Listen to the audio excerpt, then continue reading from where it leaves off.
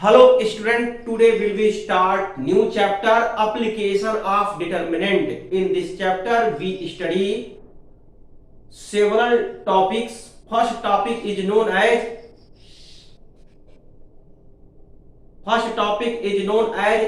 find area of triangle by using determinant, and second topic is known as find inverse of matrix by using determinants.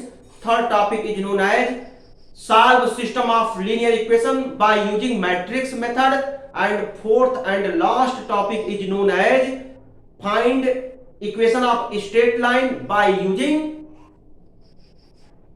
determinants. तो इतने topic student आप लोगों को पढ़ने हैं, ये बड़ा ही इंपॉर्टेंट टॉपिक है। ये सब टॉपिक आप लोगों को पढ़ने हैं। जो टॉपिक इंपॉर्टेंट है स्टूडेंट वो यही है, solve system of linear equation by using matrix method. ये टॉपिक बहुत ही इंपॉर्टेंट है और यहां से एक लॉन्ग क्वेश्चन आते हैं, 8 नंबर के क्वेश्चन पूछे जाते हैं। और जो फर्स्ट टॉपिक जो बताए थे find area of triangle by using determinants, तो स्टूडेंट यहां से भी क्वेश्चन बनते हैं। यहां से क्वेश्चन नंबर 3, क्वेश्चन नंबर 4 पूछे जाते हैं। यहां से क्वेश्चन पूछे जाते हैं स्टूडेंट, इसलिए आप लोग अलर्ट रहिए। ये जो चैप्टर पढ़ रहे हो ये इंपॉर्टेंट है और ये थोड़ा इजी है। ये जो टॉपिक है ना find area of triangle by using determinant, आपको एक फार्मूला लर्न करना है। फार्मूला अगर लर्न है तो इजी वे में सॉल्व कर लेंगे। वो कौन सा फार्मूला है मैं अभी निकलवाता हूं, ठीक है। तो चलो मैं अब स्टार्ट करता हूं। अब देखो स्टूडेंट, यहां फिगर में बनाया हूं X Y plane. X Y plane में हमने एक ट्राइंगल कंसीडर किया, ट्राइंगल ए बी सी। इस ट्राइंगल के वर्टेक्स का कोऑर्डिनेट, इस ट्राइंगल के वर्टेक्स का कोऑर्डिनेट गिवन है x1 y1, x2 y2 and x3 y3। तो जो हम इस स्ट्रक्चर में हमें जो दिख रहा है उसको हम यहां लिखेंगे। तो लिखेंगे late us consider triangle ABC in XY plane, such that coordinate of vertex of triangle is A का coordinate x1 comma y1 comma B का coordinate x2 comma y2 and coordinate of C x3 comma y3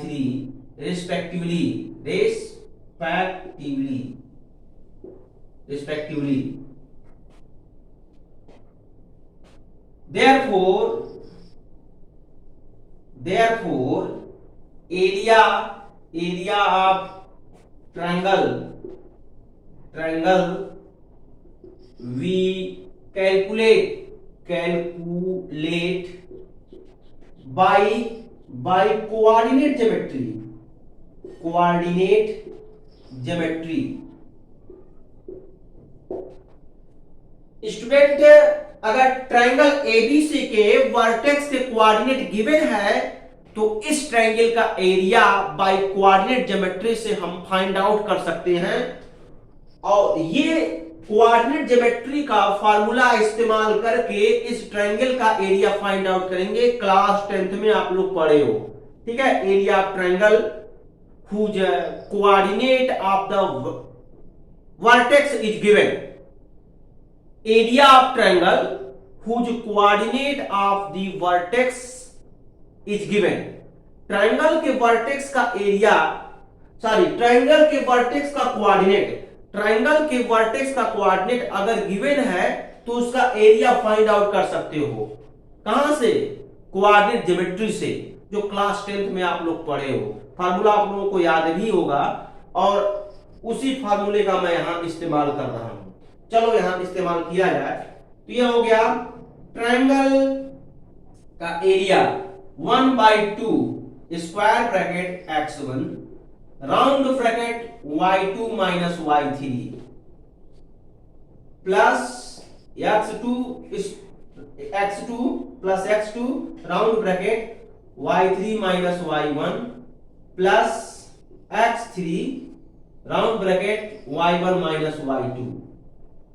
ये formula आप लोग class 10th में पढ़े होंगे by coordinate geometry में। किसी भी ट्रायंगल के वर्टेक्स का कोऑर्डिनेट अगर गिवन है तो स्टूडेंट उस ट्रायंगल का एरिया बाय कोऑर्डिनेट ज्योमेट्री ये होता है। आप क्लास 10th में पढ़े हो। इस फार्मूले को मैं यहां लिख दिया। याद करने का टेक्निक भी बता दे रहा हूं स्टूडेंट। अगर यहां x1 से स्टार्ट कर रहे हो तो राउंड ब्रैकेट में अगर यहां x है तो राउंड ब्रैकेट में y रहेगा। x1 है तो आगे बढ़ जाओगे, x1 का जो अगला सफिक्स आएगा यहां देखो 2 है यानी y2 माइनस y3 होगा।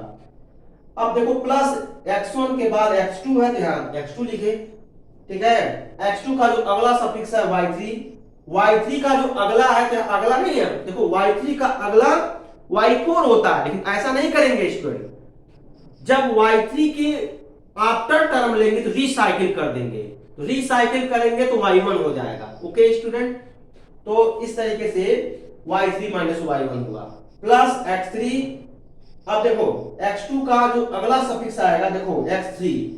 अब x3 के बाद देखो, अब ऐसा नहीं है हम y4 से स्टार्ट करें ना, यहां रिसाइकिल लेंगे। जब रिसाइकिल लेंगे तो x3 का जब हम x3 सफिक्स 3 जब रिसाइकिल लेंगे तो y1 अर्थात 1 हो जाएगा, ठीक है। इस बात का जरा ध्यान रखेंगे। तो ये हो जाएगा y1 माइनस y2। y1 का नेक्स्ट स्टेप लेंगे, नेक्स्ट टर्म लेंगे तो y1 का नेक्स्ट टर्म क्या हो जाएगा y2, तो y1 माइनस y2 होगा। अब ऐसा नहीं है स्टूडेंट, देखो यहां y3 लिया तो y3 का नेक्स्ट टर्म y4 होता है, तो यहां y4 कर दो, तब तो ब्लंडर मिस्टेक हो जाएगा। जब हम y3 लेंगे तो y3 का जो नेक्स्ट स्टेप आता है वो रिसाइकिल करते हैं। जब रिसाइकिल करेंगे तो y3 का नेक्स्ट स्टेप y1 होगा, ठीक है ना। इस बात का ध्यान रखेंगे। तो पता चला यहां 4 कर दिए हो जाएगा मिस्टेक, यहां 4 कर दिए हो जाएगा मिस्टेक, ठीक है ना। इस बात का ध्यान रखेंगे। अब इसी को सॉल्व कर लो स्टूडेंट, कुछ है नहीं इसमें, तो सॉल्व किया जाए तो delta equal to 1/2 x1 y2 minus y3 plus, अब यहां माइनस कॉमन लेंगे तो minus x2 y1 minus y3, ठीक है, ठीक है ना स्टूडेंट, y1 माइनस y3 और plus x3 y1 minus y2, ये ठीक है ना। तो इतना हमने सॉल्व किया। अब इसको हम डिटरमिनेंट के फॉर्म में लिख सकते हैं, इसको डिटरमिनेंट की फॉर्म में लिख सकते हो, ठीक है। इसको डिटरमिनेंट के फॉर्म में लिखो तो चलो लिखा जाए तो डेल्टा इक्वल टू 1/2 डिटरमिनेंट्स। ये बड़ा ही लॉजिक है स्टूडेंट, है ना।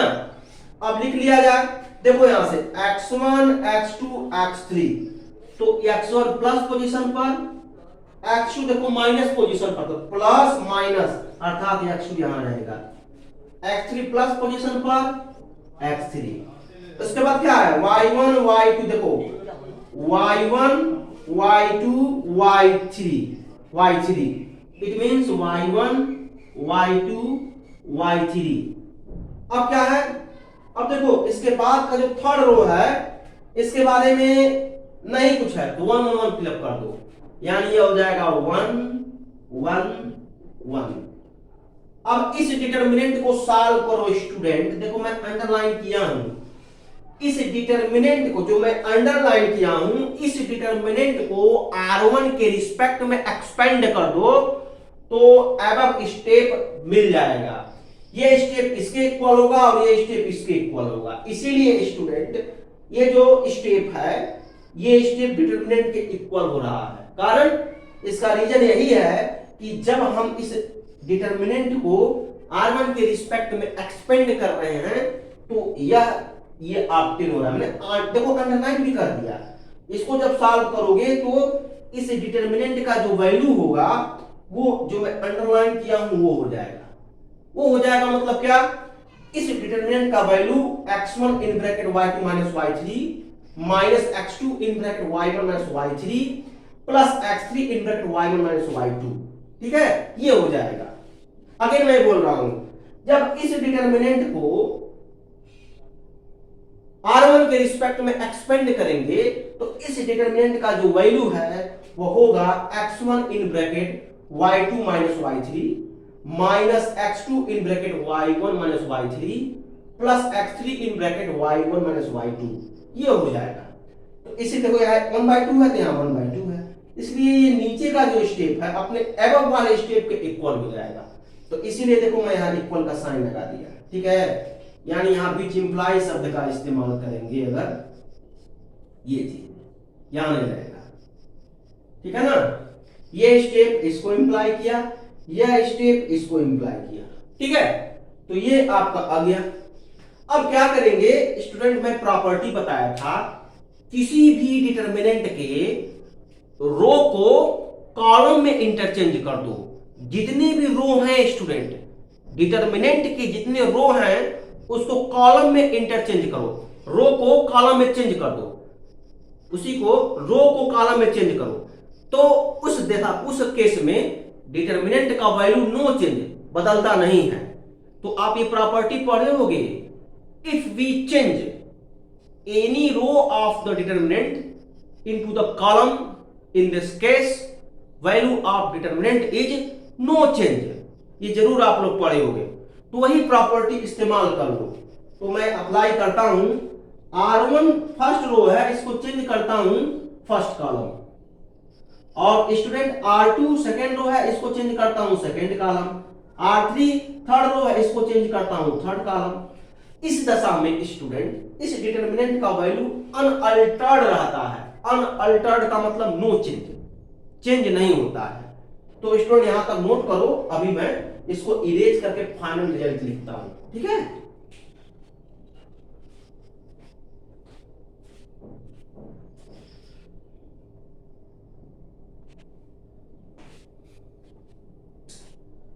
तो स्टूडेंट देखो, जब हम R1 को C1 में चेंज करेंगे, R2 को C2 में चेंज करेंगे, R3 को C3 में चेंज करेंगे। R1 means first row, R2 means second row, R3 means third row. Similarly C1 means first column, C2 means second column, C3 means third column. जब इसको change करेंगे तो determinant का value no change, change तो होगा नहीं। तो student change करके क्या होगा जरा देखते हैं।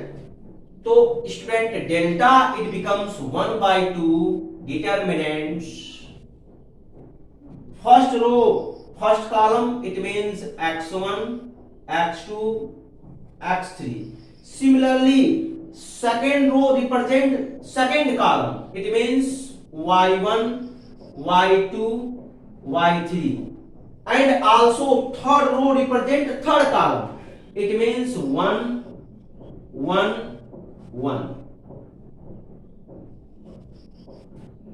ये स्टूडेंट हुआ और इसका वैल्यू स्क्वायर यूनिट। यही फार्मूला आपको लर्न करना है स्टूडेंट। ये जो रेक्टेंगुलर बॉक्स में इंक्लोज कर दिया हूं, इसी फार्मूले को आप अगर लर्न कर लेंगे तो बहुत ही आसान है स्टूडेंट, इसके क्वेश्चन सॉल्व हो जाएगा और आप सभी लोग सॉल्व कर लेंगे। तो स्टूडेंट आपसे रिक्वेस्ट है ये फार्मूला आप लर्न करो बस।